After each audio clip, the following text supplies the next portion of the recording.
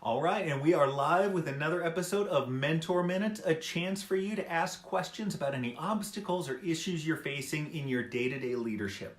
I'll take some of the principles and the theory behind leadership and put them into some actionable steps to hopefully get you past those obstacles and on towards your goals. Now, I did want to give a shout out to the offer that I'm putting out there this week. I put it out to my newsletter subscribers last week, but this week I'm making it live for everybody out there. And that is, if you'd like to have me join your organization for a 4-hour workshop, I'm now waiving my fee on that. All you pay is my travel and lodging expenses. It's a way for me to attract new clients, get exposed to different operations that might not look to spend the money on leadership development in a regular setting. So a little incentive for everybody out there. You can take a look at all the details in the link up above. So if you'd like to have me come out to your organization and work with you all personally and your team, there's no better chance to do that and no better opportunity to do that than this offer up there. So check out the link there. With that being said, I'm going to take my first question, and it is one that I received offline. If you ever come to these episodes late, you can always drop down in the comment section. I check the comment section from the day before to see if I can get something on the next episode. So I will get to that question in the following episode if you missed this live version of it. But also, you can always email me, cm@cameronmorsey.com, or private message me, and I will keep you anonymous in this case. And so that anonymity is absolutely one that comes along with our first question for today. And this is an individual who has an enormous amount of negativity, people, co-workers trying to put them down and keep them down, that sort of thing. And the question is what do you do in a situation like that where you are surrounded by negativity and you seem to be singled out for punitive behavior, let's say, from your fellow co-workers? In those cases of negativity, and this goes for so many cases. This can be you as a leader and you're surrounded by negativity, that sort of thing. You have a couple of options. The first option is to get a little bit more a few options. First option is to get a little bit more insular. All right. Now there's that old cliche that, there is that space between what happens to you and how you react to it. And you manage that space between there. And it's true, absolutely, but it's something that can wear you down just a little bit as far as negativity. So the first step is perhaps getting a little bit more insular. Track your own performance. Get clear on your own metrics. Get in touch with the successes that you're having on a day in, day out basis. You build up your armor against that negativity that might be surrounding you by getting clear on what your objectives are, tracking your progress towards those objectives, and making sure that you're clear on your successes and also where your weaknesses are and what you're doing about them. When you focus on your action, when you focus on your successes, like I say, you build up that armor around you to repel some of that negativity that you might be experiencing on a day in, day out basis from your fellow team members. The second thing that I want to talk about is I want to talk about actually addressing some of that directly. So go to perhaps, maybe not the most negative person around you, but maybe look to bring an ally, somebody who isn't quite as negative. Look to bring on board an ally and say, hey, I know you've been frustrated by this. You've been spreading, you don't say you're spreading negativity, but you're frustrated by this. I was wondering if maybe we could get together and kind of talk through things just a little bit and kind of focus those things on action. So you create kind of a buddy system. So look for one individual that you can reach out to and can be kind of a negativity buddy, let's say. It's easier to repel that negativity when you have other people involved in it. It's easier to do things as a team. But also you can start working through some of that and getting that person on board and being more actionable and positive around things. So you start small and simple. You'll hear that a lot with so many things that go on in leadership. Start small and simple, build momentum with one person that you can bring on board. Now, the third thing is if you have people putting you down, you have a lot of negativity, and this was actually brought up in the question, you can look to move elsewhere. There is no sense spending 40, 50, sometimes 60 hours a week in an environment that keeps putting you down, pulling you down. That has an effect on your personal life. So you want to be in an environment that inspires you, where you bring energy home, not feel defeated when you come home. So you owe it to yourself, if you're in an environment like that, if these other two things don't work for you, to look elsewhere, whether that is a transfer within the same organization, whether that is looking elsewhere outside of the organization. I know that's not fun, but you owe it to yourself in these instances to improve where you stand with things. So as we've had some people jump on here, if you have any questions, any struggles, obstacles that you've been facing this week, drop them down in the comment section. I will tackle those issues in real time. And hey, not for nothing, let us know where you're tuning in from. It's always interesting to see where everybody is tuning in. Next question I have, and I really like this one, is I'm wondering why bad bosses push good employees out and still get to keep their jobs. So why is it that we seem to have so many bad employee or bad bosses out there? Why do they get to keep their job? Number one, the reason that bad bosses get to keep their job is they get results. And I hate to say this, I'm not gonna be apologetic for bad bosses out there. That's my fight is against that in leadership, and I start with you all out there. But a lot of times they get results. And this was discussed in the book Radical Candor by Kim Scott, and I like that. You want to be supportive. I'm going to mix this up just a little bit. You want to be candid and caring. That was it. So you want to be upfront and you want to be caring. That's a great boss. What happens is, and where the jerk bosses comes in, is they are candid with their feedback, but they don't care about the employee, and therefore they come across as jerks. But if you can't be the one, it's best to be the second one. I hate to say it, and she mentions that in the book, that it's a sad fact that it's more important to have that radical candor with your team. Even if you don't care about them, you get more results. So the number one reason that bad bosses stick around is they get results. The second thing, and this covers those bad bosses that don't get results yet still have high turnover, all of those things. The reason that they stick around is they control the narrative. They are the first people that can address problems that are coming up. They are the first people. They stand between you and their boss as far as assigning blame for a particular issue. And so they are able to deflect poor performance onto other individuals because they are controlling the narrative. They are political masterminds. I've seen that many times in my career. I'm sure you have as well. But the reason that bad bosses stick around is because A, they get results. Hate to say it, but that can be something that's more important. Certainly for those executives that don't have to have any interaction with the employees that have to suffer under this regime, that may be all they're really looking for. Second thing is when they're not getting results, they're often political masterminds who are really good at controlling the narrative within the organization. So that's why poor bosses tend to stick around. Jonathan has our next question, and it's any tips as to how to deal with an application for a significantly higher position than you hold in the company? I see motivational letter interview, which you believe you are able to fulfill successfully after an experience of secondment in a higher responsibility role. So Jonathan, if you're trying to punch above your weight class, if you're trying to look to make that jump, you want to get in touch right away with what are their biggest concerns going to be. All right, what are their biggest concerns? Their concerns are going to be experience, as you kind of called out here. So what specifically were those experiences? What was the result of those experiences? You want to, in interviews and in your resume, etc., you want to be including lots of things that talk about your accomplishments. Not necessarily your responsibilities. I like having the top 5 most important responsibilities that you had in a particular job. I like listing those out. But then I like a ton of accomplishments. Were you employee of the month? Did you, increase profits? Did you decrease costs? Did you increase revenue? Did you roll out brand new projects? What were your accomplishments in that role? And I like to phrase it this way for everybody out there. There have been a ton of people that have had the exact same responsibilities as you in your role.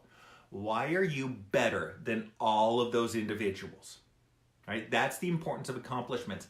And it allows you to control the narrative just a little bit as far as the interview is concerned. So get in touch with all of those things. What are their pain points? What are their hesitations? What are their concerns with giving you the job? And paint the picture as clearly as you can in regards to that. So part of what I just discussed is the second part, and that is get really clear on what it is that they are looking for. What is important? And what is the second level of importance? All right, so you want to take things and you want to have an understanding that you want to make sure that you are conveying to them that you have an understanding of that higher level position.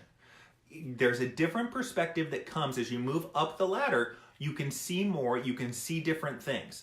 Make sure that you are clear as to what needs to happen in that job. What is that perspective?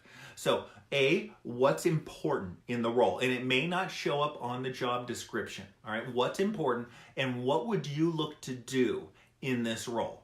So you're letting them know that you have the perspective on the position, you have the experience, and then you are giving them a window into how you would accomplish what you're looking to accomplish in that job. I hope all of that helps out. I'm going to kind of cut it off there, Jonathan. If you have any other questions or more specifics, by all means, drop down into the comment section and I'll get right to it, okay? Next question I received offline, and that is, how do you build personal relationships with your direct reports when it is not in your personality to do so? So you want to show, and the most important thing is not necessarily the relationship itself. It's what the result is of a personal relationship with another individual, and that is that you demonstrate that you care. And this is why introverts can be fantastic leaders. It is because they can show caring without having that personal relationship, shall we say. So are you mindful when the person, is out sick? Are you checking in on them when they come back to work? Are you understanding what their frustrations and what their concerns are? Are you talking to them about how to make the job better? Are you understanding them as a person? So there's just a few things. I use the example. If you don't know how many kids each of your employees has, then you need to understand your employees better. Children are the most important things to a parent. If you don't understand what's most important, if you don't have any window into that, how can you be sure that you have a window into all of the other things in their life? So just a couple of very simple things. And you can also, a lot of it is what you give. So if you are not comfortable creating personal relationships, there's a two-way street to that.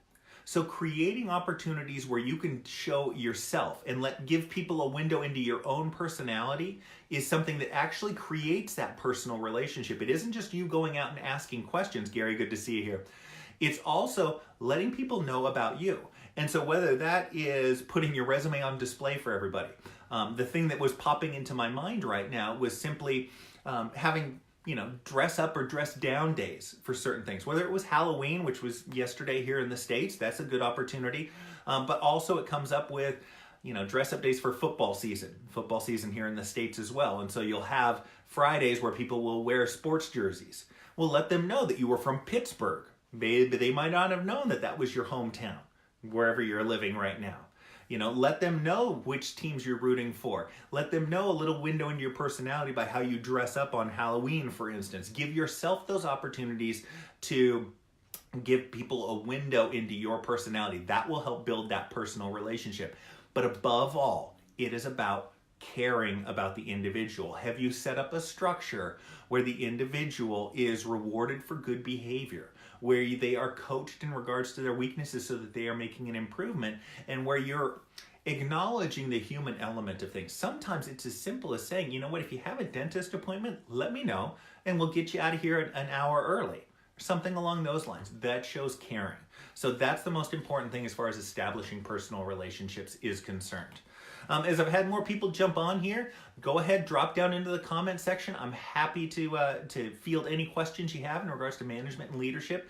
And if you've ever wanted to work with me personally or have me work with your team at your organization, check out the link above. I have a special promo. I'm waiving my fee, just cover travel and lodging, and I will fly to you and conduct a little 4-hour workshop, get to know you and your team a little bit better, impart a whole bunch of hopefully practical advice, and it's just a magnificent opportunity. I've never done it before, so check it out and reach out to me if your organization might be interested in bringing me over for a free 4-hour workshop. Wonderful. Next question comes in. How can you keep a balance between focusing on helping your employees that are underperforming versus rewarding the top performers in your team? Which should go first and why? The thing about this, when you're talking about underperforming and superstar employees, is something that gets into a larger discussion in regards to motivation. It gets into a discussion in regards to incentives. So what we often see in organizations is that there is a simple incentive structure and it is constant. What you want to do is you want to be switching up your incentive structure, switching up your motivational contests or focuses, so that every month or maybe every week, depending on your organization, You are focusing on a different thing, running a different contest that gives exposure to different areas. And what that does is that gives you the flexibility to do both in the case of this particular question. It allows you to address and reward superstars. It allows you to address the weakest points in your operation and really focus in on those. But it isn't an either or. I think that's the issue that I have with this particular question. Do I focus on superstars or do I focus on the weaker individuals in the organization? Which goes first and why? I really don't care which one goes first. It's important that you are getting to both of them. So this month it might be a contest that rewards overall performance, all right, or top line revenue. That's something that focuses on the individuals that are doing great. The next thing is focused on cross-sells, upsells, something along those lines. Again, your superstars may still do great, but it puts a focus on an area where the weaker performers need to improve. And so you balance back and forth between those two particular areas so that you get overall performance. Now, I will address one of the things that is also in here, and that is, which goes first and why. You've already covered one of the most important things, and that is too often we are focused on the poor performers in our operation. And don't get me wrong, there's big gains that can be obtained by working with your poor performers and improving their performance. That's great. But you also want to make time to work with your superstars. They also have upside, believe it or not.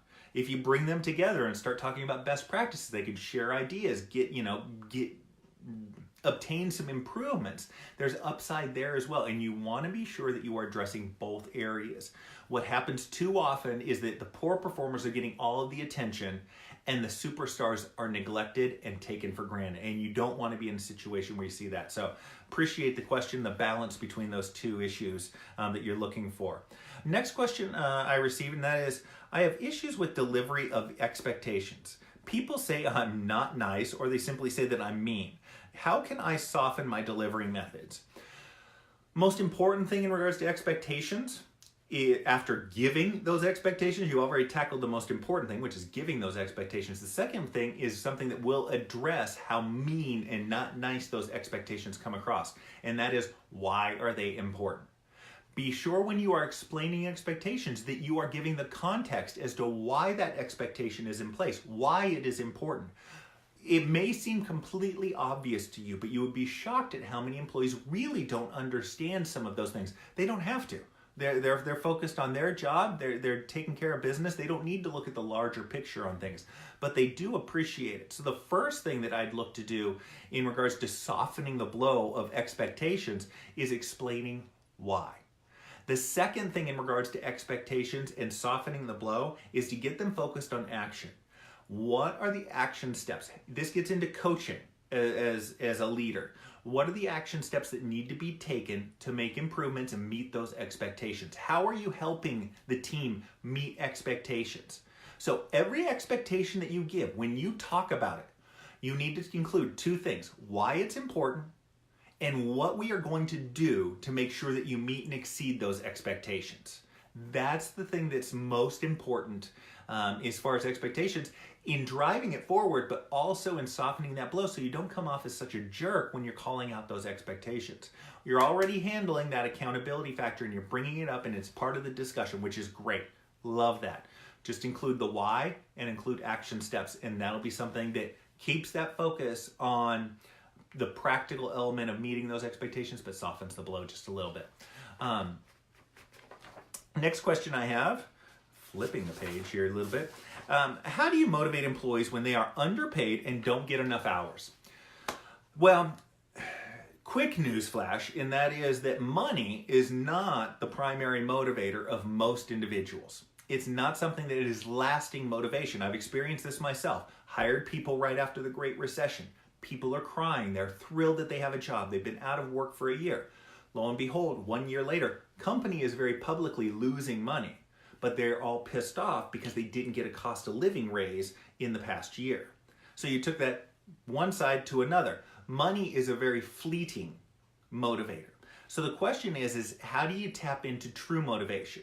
How do you create a team environment? That's a huge motivator. And I reference this because there's plenty of studies that have been done on motivation, and money is one that's on there, but it's usually 3, 4, 5, something like that. There's other motivating factors: intrinsic desire to do a good job, camaraderie and teamwork, movement towards a goal, all of those things, including aspects of fun in the job. Whether that is a dress down day or a dress up day, I utilized a lot of those. Whether it is simple team building exercises, you can Google stuff and find something that fits your organization that isn't cheesy and doesn't seem stupid, but gets everybody together and imparts a little bit of fun. But really focus on the camaraderie and the teamwork. Also make sure this is a gut check for you, that you are handling your business as far as a leader. Making sure that you are communicating what the goals of the organization are, why they are doing things. You are including employees in what's going on. That can be a huge motivating factor when your boss is asking, hey, what's going right? What's going wrong? How can I help you do a better job? And you take action on that. That's huge. That's empowering. That gives me a sense of importance. And that's really kind of my last hint in regards to this. And that is, you address teamwork, camaraderie. You address fun in the workplace. But 3, you make sure that you are including the team members in the decision-making process in the organization. Hey, you don't let them run the show by any means, but you pick their brains for ideas. What's going right? What's going wrong? What do you think could make this better? When people have a say in what's going on, they take more ownership of it. That softens the blow of those short-staffed, not enough hours, that sort of thing. That softens that blow and gives them a little bit more job satisfaction, and it doesn't cost a thing. So next question I received, and if anybody has any questions, concerns out there, oh, there we go, Harvey Gates got one. If you have any, drop down in the comment section, and happy to tackle those. Harvey has a question, and says, how do you effectively motivate underperformers? So a couple of things in regards to underperformers. First of all, call out that they are underperforming. You would be surprised, or maybe you wouldn't be surprised, how many underperformers out there don't know that they are underperforming. We see this a lot with people who have a ton of experience. They've been in the department for 20 years and they think they're a superstar. But then when you show them a list of performance for the entire staff and they're in the bottom third, they're shocked. So maybe that's part of what you do. Create a spreadsheet, take the names off of it, include employee numbers, whatever, and let them know where they stand on things. The second thing is to impart the reason why it is important that they do their job. All right, what is the effect? And this can be, this can be egotistical fluffiness. When I used to run a contact center decade and a half ago here in Las Vegas, we used to book 10% of the company's revenue through that particular call center. We let everybody know. That's something to be proud of. That's an ego boost. But why is it that they're important? Why is the department important? Why does their performance matter? And I guarantee that they are important to the organization in some vital way. Otherwise, they wouldn't be employed. Janitors keep the place clean. Accounting, manages the flow of money through the organization so it can be redeployed. IT support makes sure that all the tools are working so that people can do their jobs. That sort of thing. So phrase some of that stuff that way. All of that being said, what I really think is actually the most important thing for motivating underperformers is your involvement and your working with them on a plan for that improvement. Right? So this isn't you giving them orders or you giving them suggestions. This is you giving them a stake in how those suggestions form, what the plan is. So, a mock conversation might go, we've put in place, this resource for you, this resource for you, this resource for you. I want you to avail yourself of those resources. That might be how a typical conversation goes. It might be, instead, what you would look to do is, have you looked at any of these things? Well, no, I haven't really looked at them. Okay, well, I want you to look at those, but here are 2 takeaways that I think we can work on right away between now and the next time we meet. And work with them on that. And say, these are the 2 suggestions I'd make. What do you think about that? And so you involve them. What is your opinion on those 2 steps that we might take to improve your performance? And so you get the chance to get feedback. When you get that feedback, you get more ownership over what's going on with them and what's going on and what can improve that. You may find that, simply their acknowledgement of that and that they don't have any questions and they think that would work is all it takes. Other times you'll find that the suggestion you're making isn't going to work for them at all. And so you need to come up with something different. And so you work with them. Now, part of that is then following up. So it may be that instead of a monthly performance review with this person, now all of a sudden you've started to work on what's known as a performance improvement plan in many organizations, and you're working with them more in depth. And so it might be that every week you're meeting and working through their performance and coming up with different strategies to make that improvement. It may be that you're checking in with them every day. Hey, Cameron, how did it work with this new greeting? Or how did that technique of upselling work for you? That's something that's going to be hugely beneficial for you as far as getting that performance up.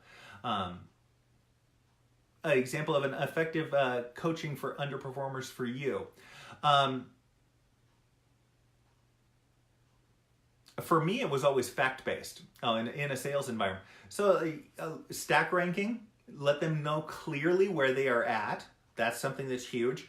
I also would take that stack rating if you're in a sales environment and I would publish it. Again, you may take the names off of it. You may not even include employee numbers. People might have their own call sign or nickname or whatever that you post up there so they see exactly where they rank. That public acknowledgement of where they're at, even if people don't know who they are, is something that's powerful. That's working peer pressure for a positive reason. If you're talking about a sales environment, then you know some tips, tricks, techniques that they need to work on.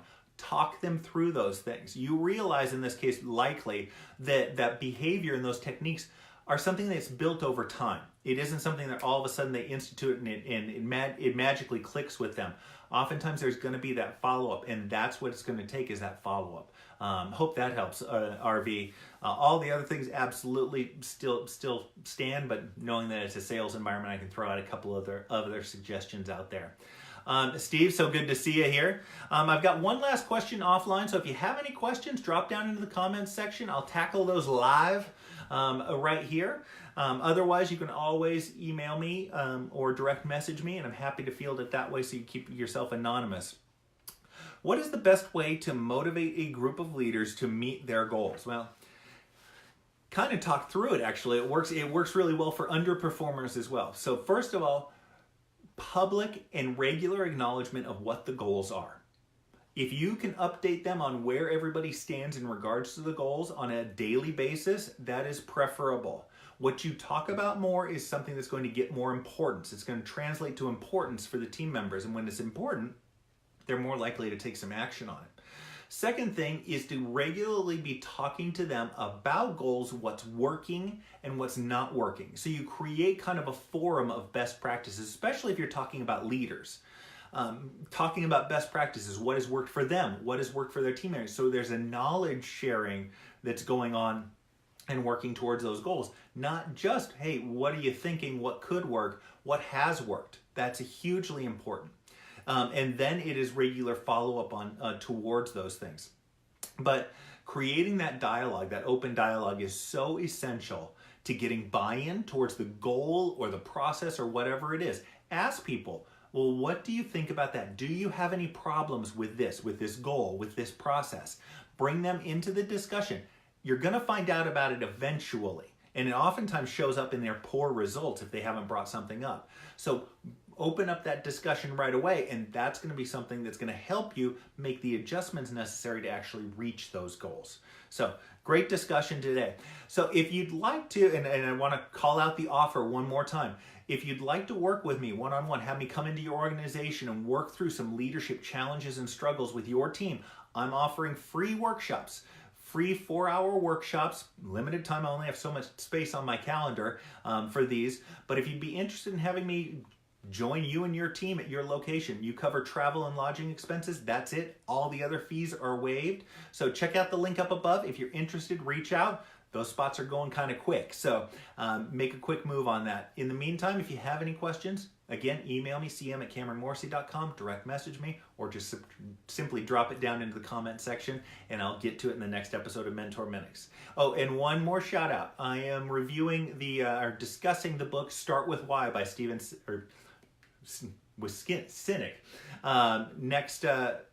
tomorrow at noon. So if you want to stop by with a Start With Why discussion, then join me 12 noon Pacific Standard Time. I'll see you all there. Great discussion today, great questions, and I will talk to you all later. Bye-bye.